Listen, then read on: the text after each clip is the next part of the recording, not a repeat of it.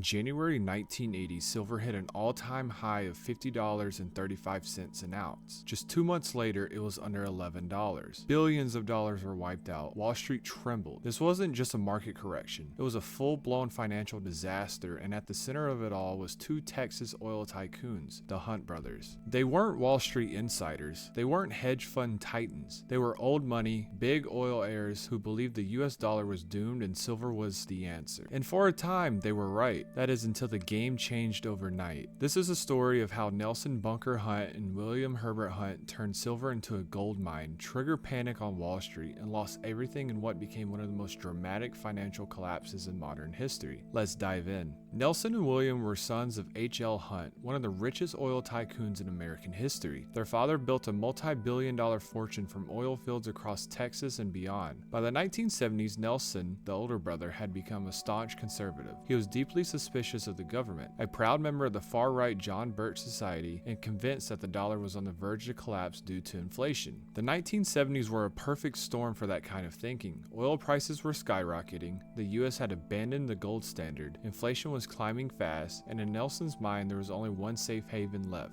silver. Silver had been a store of value for centuries. It had industrial demand, it was tangible unlike paper money. In 1973, the Hunt brothers began quietly accumulating silver. At first, they bought 55 million ounces, then 100 million. Eventually, with the help of family trusts and offshore entities, they controlled close to 200 million ounces of silver, nearly half of the world's deliverable supply at the time. They didn't just stash it in a Texas warehouse. They stored it in high-security Swiss vaults. Some reports say they flew silver bars on private jets accompanied by armed guards. They worked through offshore accounts, Bermuda-based trusts, and discrete legal entities, and they weren't doing it alone. In the mid-1970s, the Hunts formed a partnership with Saudi Prince Abdul bin Faisal. The prince provided capital and anonymity. Together, they structured their holdings through offshore vehicles to avoid detection and scrutiny. Some speculate that without this foreign backing, regulators and exchanges might have noticed their strategy and stopped it much sooner. By the late 1970s, silver prices were rising steadily. In 1973, silver hovered around $1.50 an ounce. By 1979, it had climbed to $11, but that was just the beginning. The real explosion came in late 1979. Fueled by inflation fears, speculative buying, and rumors of a silver shortage, prices surged. On January 21, 1980, silver hit $50.35 an ounce. It was an all-time high. At that peak, the Hunt brothers' paper profits were staggering.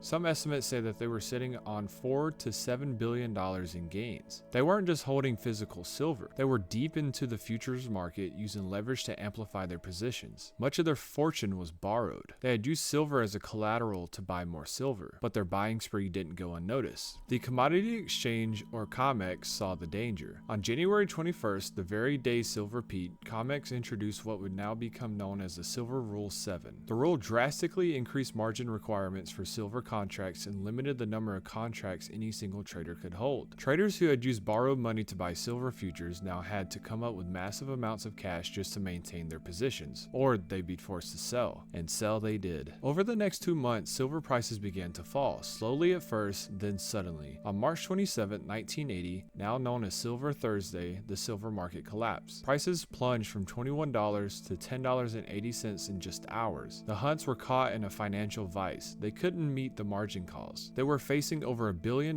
in debt. Their lenders were panicking, brokers were exposed, Wall Street teetered on the edge. It wasn't just the Hunts at risk. Their downfall threatened to pull down banks and brokerage firms across the country. The Federal Reserve stepped in. A group of 13 banks led by Citicorp extended a $1.1 billion emergency credit line to keep the financial system from seizing up. The Hunts were finished, but the fallout had just begun. In the years that followed, lawsuits flew. Investigations dragged on, and in 1988, a federal court found the Hunt brothers guilty of attempting to manipulate the silver market. They were fined $134 million and barred from trading commodities. Nelson Bunker Hunt filed for personal bankruptcy, listing $1.5 billion in debts. The empire was gone. The two brothers, once two of the richest men in America, were now symbols of excess, greed, and catastrophic miscalculation. Nelson Bunker Hunt passed away in 2014. William Herbert Hunt died in 2020. Their story is a cautionary tale, but but also a fascinating look at how financial ambition, fear of inflation, and unchecked leverage can reshape entire markets. So what can we learn from the Hunt brothers? First, leverage kills. The Hunts weren't undone by silver's collapse alone. They were destroyed because they were over-leveraged. When prices turned against them, they didn't have the liquidity to survive. Second, market rules aren't set in stone. COMEX's introduction of Silver Rule 7 shifted the entire game. Regulators can and do step in when they believe markets are being distorted. Third, herd mentality is dangerous. The silver bubble was driven by fear, greed, and a belief that prices would keep climbing. It wasn't just the Hunts buying. Retail investors joined in, fueling the rise and the crash. Fourth, regulators matter. The delay in oversight allowed the bubble to grow, but when the collapse loomed, intervention helped prevent a broader financial catastrophe. And finally, markets don't forget. The Hunt brothers' names are forever etched in financial history.